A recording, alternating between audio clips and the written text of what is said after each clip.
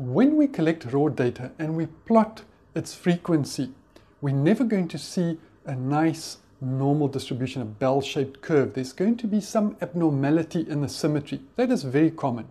Now we have two concepts, two terms that describes this asymmetry in the values that we do collect. And one is skewness and the other is kurtosis.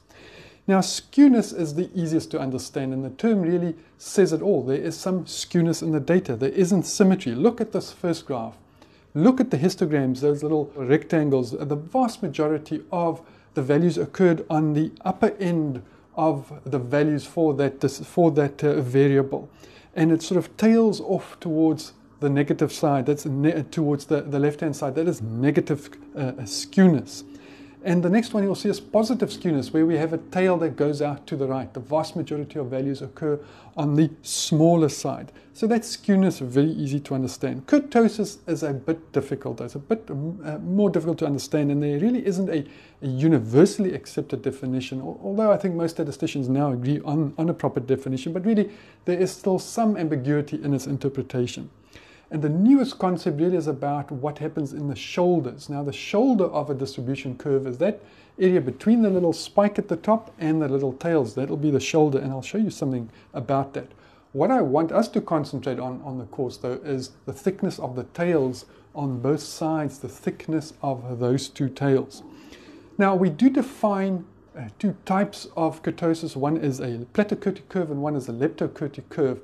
Be very careful of those terms though. They really are defined for a graph that has a skewness of 0, and we know we're hardly ever going to see, at least in our raw data, that kind of skewness, a skewness of 0. But let's assume that, then we do get these two curves, the plateaukurtic curve and the leptokurtic curve. And the plateaukurtic curve is really flatter.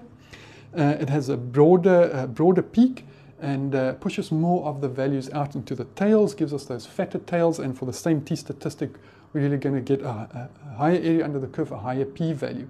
And then the leptokurtic curve, which is more peaked, more of those values are up near the middle, and there are lesser values out in the tail. But let me show you this concept of the shoulder. Look at these two graphs, one on the top, one on the bottom. The top one, we see their graph in red, which is more leptokurtic, and a graph in the black, which is more plateaukurtic. In other words, the red one is more spiked, more of the values are centered around the mean of 0 there. And you can see if we go out on the red graph towards the tail, that leptokurtic curve, there are very few values out in the tail versus the more plateaukurtic curve. Its peak is a bit lower, and there are more values pushed out into the tails. But look at the graphs with the orange and the blue graphs. The blue one there, you see spikes a lot more. That is a leptokurtic curve. But look at the tails. Certainly for some section, there are more values in the tails than the more plateaukurtic or orange curve. It has a flatter peak there, but it has very few in the tail. But look at the difference in the shoulders there. With the orange curve, you'll find more values built into the shoulders. So you can see two beautiful examples there of why it is so difficult to really interpret kurtosis.